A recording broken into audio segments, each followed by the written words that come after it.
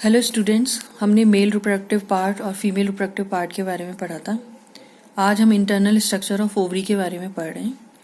तो अगर हम ओवरी को देखें तो one pair of ovary abdominal cavity में मिलती है। वन पेयर मतलब दो ओवरीज हमारी एब्डोमिनल कैविटी के अंदर मिलती हैं और इस ओवरी के अंदर हम different stages of primary follicles का डेवलपमेंट देख सकते हैं, या हम कह सकते हैं कि डिफरेंट स्टेजेस ऑफ फॉलिकल्स का डेवलपमेंट हम यहाँ पर देखते हैं। ठीक है, तो अगर हम बात करें तो ओवरी में नंबर ऑफ फॉलिकल्स मिलती हैं जिनको हम प्राइमरी फॉलिकल्स के नाम से जानते हैं। इसी के अंदर एग फॉर्मेशन होता है। तो जब बर्थ होती है चाइल्ड की तो उस समय नंबर ऑफ ओवरीज मिलती हैं, और जब मैचुरेशन होता है मतलब 13-14 की एज पे जब मेंस्ट्रुएशन साइकिल स्टार्ट होती है तो यही प्राइमरी ओवरीज एक एक करके हर मंथ में मैच्योर होती हैं और एग फॉर्मेशन करती हैं। तो हम यहाँ पे ये देख सकते हैं, ये छोटे छोटे स्ट्रक्चर्स दिख रहे हैं, ये प्राइमरी फॉलिकल्स हैं और हर मंथ एक प्राइमरी फॉलिकल मैच्योर होकर ग्राफियन फॉलिकल बनाती है। यहाँ तक आपको ये जो स्ट्रक्चर दिख रहा है इसको हम ग्राफियन फॉलिकल बोलते हैं। तो ये प्राइमरी फॉलिकल मैच्योर होती हैं, इसके अंदर डेवलपमेंट होता है, इसके अंदर की जो सेल होती है मियोसिस डिवीजन करती है और मियोसिस डिवीजन करके क्या बनाती है, ये एग का फॉर्मेशन करती है। ठीक है, तो ये जो प्राइमरी फॉलिकल्स होती है ये चारों तरफ से फॉलिकल्स होती हैं, सेल्स होती हैं जो इसको घेरे रखती हैं और इसके अंदर क्या डेवलप होता है, धीरे धीरे एग का डेवलपमेंट होता है। प्राइमरी फॉलिकल पहले डेवलप होके सेकेंडरी फॉलिकल बनाती है और इसके अंदर यहाँ पे ये देख सकते हैं आप एग का डेवलपमेंट हो रहा है। एग का डेवलपमेंट कैसे होता है, ओजेनेसिस प्रोसेस होती है, उसके थ्रू हम पढ़ेंगे। ठीक है, किस तरीके से मियोसिस डिवीजन होता है, किस तरीके से जो ये सेल्स होती हैं वो एग का फॉर्मेशन करती हैं। तो ये जो स्ट्रक्चर है, ये जो आपको डेवलप स्ट्रक्चर दिख रहा है जिसमें नंबर ऑफ लेयर्स ये बढ़ गई हैं, ये फॉलिकुलर लेयर बढ़ गई हैं, इसको हम क्या बोलते हैं, सेकेंडरी ओवेरियन फॉलिकल। ये सेकेंडरी ओवेरियन फॉलिकल अपने अंदर oocyte का फॉर्मेशन करती है। ये दिख रहा है आपको, ये सेंटर में जो सेल दिख रही है इसको हम क्या बोलते हैं, oocyte का फॉर्मेशन करती है और एक कैविटी भी बनाना शुरू कर देती है। तो प्राइमरी फॉलिकल डेवलप हुई, उसने सेकेंडरी फॉलिकल बनाई, सेकेंडरी फॉलिकल डेवलप हुई, उसने टर्शरी फॉलिकल बनाई और ये टर्शरी फॉलिकल जब इसके अंदर ये पूरी कैविटी डेवलप हो जाती है, इस कैविटी को हम एंट्रम बोलते हैं। इस कैविटी को क्या बोलते हैं, हम एंट्रम बोलते हैं। तो जब ये कैविटी डेवलप हो जाती है तो इसके अंदर जो एग फॉर्मेशन का प्रोसेस होता है वो भी लगभग पूरा हो जाता है। अभी यहाँ एग नहीं बना है, ये इसको हम बोलेंगे सेकेंडरी oocyte। प्राइमरी oocyte फिर यहाँ पे डेवलप होके सेकेंडरी oocyte।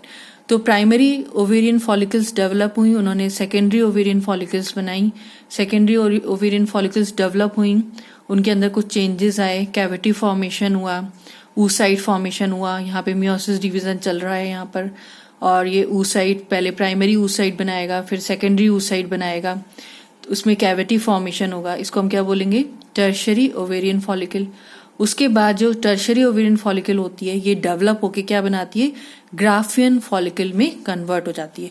तो आपको यहाँ दिख रहा होगा ये बाहर की जो लेयर है ये लेयर ये भी हमारी फॉलिकुलर सेल्स हैं, और जो अंदर की हैं ये जो सेकेंडरी oocyte, ये this is called secondary oocyte, जो सेकेंडरी oocyte को कवर करती हैं ये भी फॉलिकुलर सेल्स होती हैं। नाम इनके अलग अलग होते हैं, अभी हम डिटेल में इस स्ट्रक्चर को स्टडी करेंगे।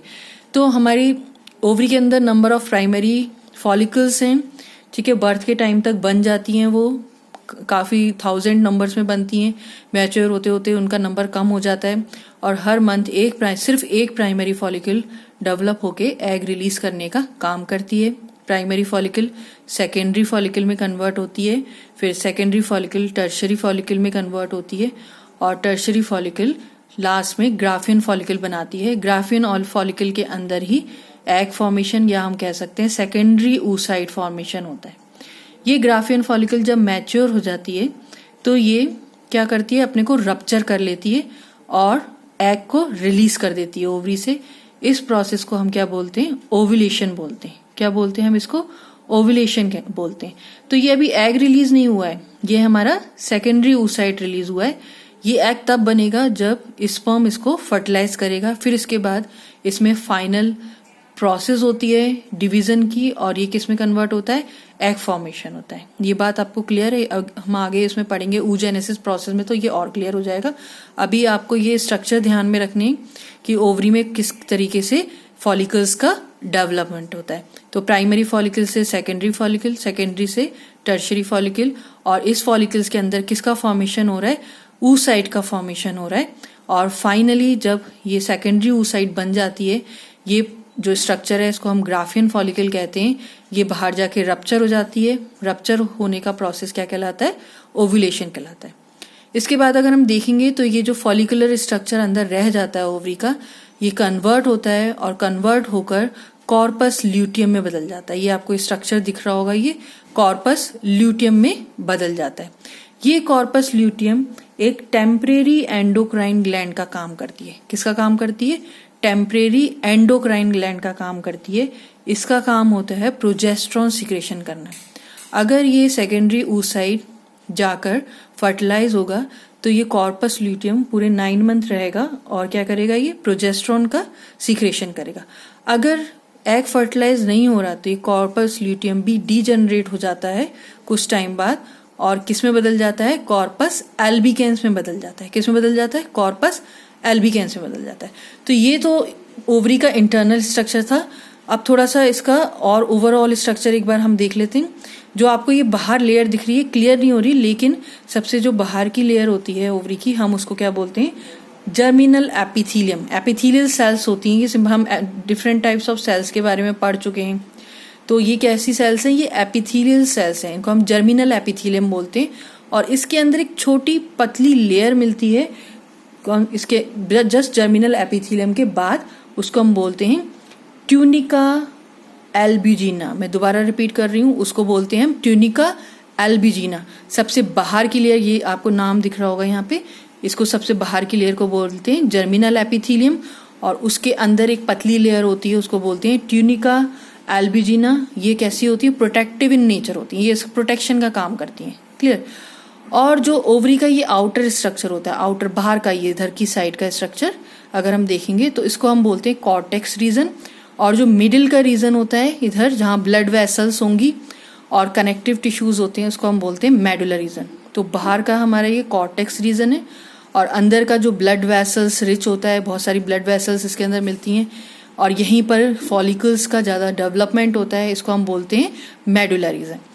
तो हमारी ओवरी का काम क्या है, हमारी ओवरी का काम है एग फॉर्मेशन करना। प्राइमरी फॉलिकल्स मिलती हैं बहुत सारी नंबर में, थाउजेंड्स ऑफ नंबर्स में होती हैं, और ये हर महीने एक प्राइमरी फॉलिकल मैच्योर होके एग फॉर्मेशन का काम करती है, एग रिलीज करती है। प्राइमरी फॉलिकल सेकेंडरी में कन्वर्ट होगी, सेकेंडरी टर्शरी में कन्वर्ट होगी, और टर्शरी किस में कन्वर्ट होगी, ग्राफियन फॉलिकल में होगी। ग्राफियन फॉलिकल बहुत इंपॉर्टेंट है, इसका स्ट्रक्चर भी एग्जाम में पूछा जाता है, इसको हम अलग से डिस्कस करेंगे। अब ये ग्राफियन फॉलिकल है, ये क्या कैरी कर रही है अपने अंदर, ये सेकेंडरी oocyte कैरी कर रही है। इस टर्म को आपको याद रखना है, क्या कैरी कर रही है अपने अंदर, सेकेंडरी oocyte कैरी कर रही है। और ये सेकेंडरी oocyte जब पूरा मैच्योर हो जाएगा तो कौन सी प्रोसेस होगी, ओव्यूलेशन की प्रोसेस होगी, मतलब एग रिलीज होगा। और ये इसके बाद जो ये स्ट्रक्चर बन जाएगा, ये किस में कन्वर्ट हो जाता है, एक येलो बॉडी में कन्वर्ट हो जाता है, जिसको हम क्या बोलते हैं, कॉर्पस ल्यूटियम बोलते हैं। इस कॉर्पस ल्यूटियम का काम क्या होता है, ये एक एंडोक्राइन ग्लैंड की तरह काम करती है, और किसका सिक्रेशन करती है, प्रोजेस्टेरॉन हार्मोन का सिक्रेशन करती है। अगर क्या होता है, एग का फर्टिलाइजेशन होता है, और अगर एग का फर्टिलाइजेशन नहीं होता तो ये डीजनरेट होना शुरू हो जाती है, और किस में कन्वर्ट हो जाती है, कॉर्पस एल्बिकेंस में हो जाती है। तो ये जो पूरी प्रोसेस है ये हर मंथ क्या होती है, रिपीट होती है, और मिड ऑफ द साइकिल क्या होगा, यहाँ पे ओव्यूलेशन होगा। इसके बाद हम ग्राफियन फॉलिकल का स्ट्रक्चर स्टडी करते हैं। अगर हम ग्राफियन फॉलिकल की बात करें तो ये आप देख सकते हैं, ये फॉलिकुलर सेल्स हैं जिससे घिरा हुआ है हमारा सेकेंडरी oocyte। इन फॉलिकुलर सेल्स ये सिंगल डबल, लगभग डबल मेम्ब्रेन या ट्रिपल मेम्ब्रेन भी हो सकती हैं। इन लेयर्स को हम बोलते हैं मेम्ब्रेना ग्रैनुलोसा। इसको हम क्या बोलते हैं, मेम्ब्रेना ग्रैनुलोसा। और अगर हम सेपरेटली इसको स्टडी करना चाहें, जैसे हम इसकी आउटर लेयर को अलग नाम देना चाहें, इनर लेयर को अलग नाम देना चाहें, तो इसकी आउटर लेयर जो होती है उसको बोलते हैं थीका एक्सटर्ना। क्या बोलते हैं इसको, थीका एक्सटर्ना, और जो इनर लेयर होती है उसको बोलते हैं थीका इंटरना। दोबारा से मैं रिपीट कर रही हूँ ना, इसकी जो आउटर लेयर होती है उसको बोलते हैं थीका एक्सटर्ना, एक्सटर्ना मतलब एक्सटर्नल लेयर, और जो इनर लेयर होती है उसको हम बोलते हैं थीका इंटरना। उसके बाद ये कैविटी आपको दिख रही है, ये फ्लूइड कैविटी होती है, जो फॉलिकुलर सेल्स फ्लूइड निकालती हैं उससे फिल्ड होती है ये, इसको हम बोलते हैं एंट्रम। क्या बोलते हैं इसको हम? एंट्रम। इसी के अंदर हमारे oocyte का डेवलपमेंट होता है, मियोसिस डिवीजन होगा और oocyte का डेवलपमेंट होगा। यहाँ पे ये जो डेवलप हुआ है इसको हम बोलेंगे सेकेंडरी oocyte, और ये जो सेकेंडरी oocyte है इस कैविटी के अंदर तैरता हुआ नहीं रहता, ये सस्पेंडेड रहता है, मतलब ये एक फॉलिकुलर सेल्स के संग एक कनेक्शन से जुड़ा हुआ रहेगा। ये जो कनेक्शन आपको दिख रहा है इसको बोलते हैं हम जर्म हिल। तो मैं दोबारा से एक बार ग्राफिन फॉलिकल का स्ट्रक्चर बता देती हूँ आपको। ये जो फॉलिकल्स होती हैं जिसको ये सेकेंडरी oocytes को घेरे हुए हैं, ये बाहर की लेयर कहलाती है थीका एक्सटर्ना और अंदर की लेयर कहलाती है थीका इंटरना।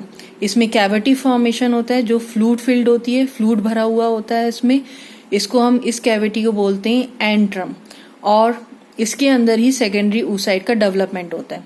और ये सेकेंडरी oocyte सस्पेंडेड होता है, लटका हुआ होता है इस कैविटी के अंदर न बंच ऑफ सेल्स से, जिसको हम जर्म हिल बोलते हैं। क्या बोलते हैं? जिसको हम जर्म हिल बोलते हैं। और अगर हम सेकेंडरी oocyte की बात करें तो ये भी 2-3 लेयर से घिरा हुआ रहता है, जिसको हम बोलते हैं डिस्कस प्रोलीजेरस। क्या बोलते हैं हम इसको? डिस्कस प्रोलीजेरस। तो ये हमारा ग्राफियन फॉलिकल का स्ट्रक्चर है, कभी कभी एग्जाम में इसको पूछा जाता है। तो आई होप आपको ओवरी का इंटरनल स्ट्रक्चर ऑफ ओवरी और ये ग्राफियन फॉलिकल का स्ट्रक्चर क्लियर होगा। इसके बाद हम पढ़ेंगे किस तरीके से फॉर्मेशन होता है एग का, oogenesis जो प्रोसेस होती है। ठीक है, आप इसको अच्छे से पढ़िए और इसको नोट डाउन करिए। Thank you.